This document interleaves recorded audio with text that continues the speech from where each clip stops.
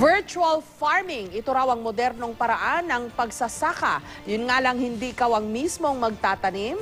Kung paano, alamin sa report ni Rafi Tima. Rafi?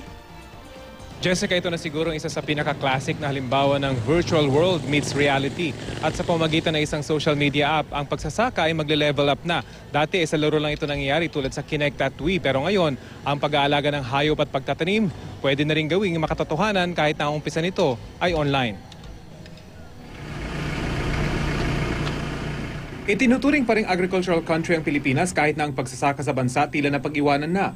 Kumukonti na nga daw ang mga kabataang gustong magsaka. Lahat gusto na lamang mag-opisina.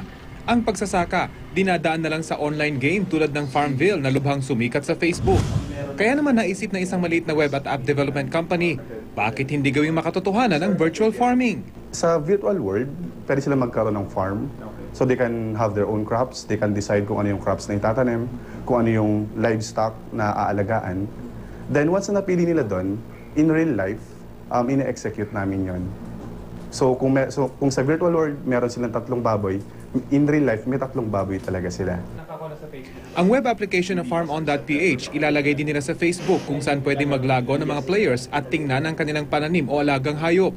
Sa ngayon, manok, baboy at kambing ang pwedeng alagaan ng kanilang mga kliyente. Sa mga pananim naman, merong papaya, pechay, sitaw, kamatis at 4 na iba pang gulay. Oras na mag-sign up ang isang player. Isang tunay na magsasaka sa Santiago City, Isabela ang mag-aalaga at magme-maintain sa pananim at alagang hayop. Makikita nila in real life. So from seeds to seedlings hanggang magkaroon ng prutas and most importantly, hanggang ma-harvest at maibenta. Sa ngayon, pinakamahalang baboy na nagkakahalaga ng 5,000 piso. Pinakamura naman ang 250 pesos para sa 3 manok.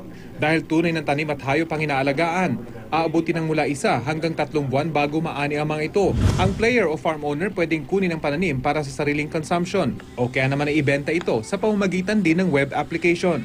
Ang kaganda ng farm on marketplace, we won't be dealing with middleman.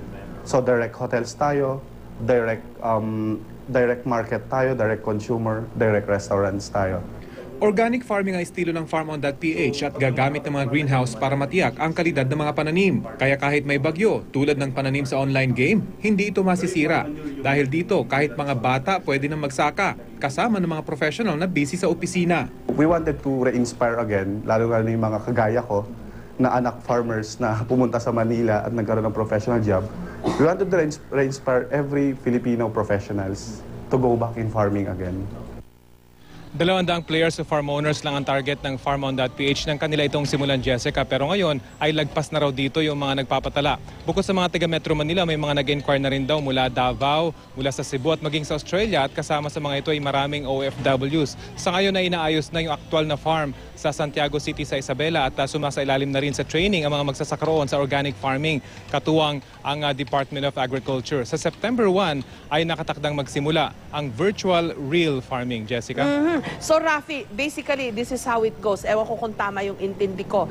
Ikaw na gusto mong mag-online, maging farmer, magla-log on ka lang, and then kung ano yung napili mong alagaan doon, mga hayop at mga tanim, meron talagang totoong magsasaka o magsasaka na nasa isang probinsya na siya ang mag-aalaga at magtatanim ng mga napili mong produkto, tama ba? O pananim? Yes, Jessica. Pag nag-log on ka rito, ay makikita mo yung CCO, for example, yun ang bibilhin mo. 3 heads ay 225 pesos yung presyo at mula roon ay makikita mo na kung paano ito lumaki hanggang sa pwede na itong ibenta after 3 months. Ang pinaka-short naman dito yung pechay. So makikita mo siyang seeds lamang sa virtual online.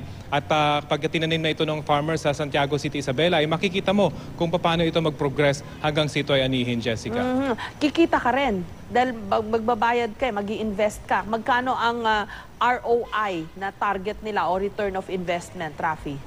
Doon sa ipinakitang calculation sa akin, Jessica, medyo mataas yung return of investment o yung ROI ng programang ito mula 50% hanggang 300% yung ipinakita sa akin. Kung halimbawa nga yung baboy na nagkakahalaga o yung manok na nagkakahalaga ng 225 pesos, ang pupwedeng benta rito ay mula 300 hanggang 600 pesos. So halos 300% na return of investment yan. Medyo malaki para sa isang taong nasa opisina lamang at pinapanood yung kanyang tanim o yung kanyang alaga sa Facebook, Jessica.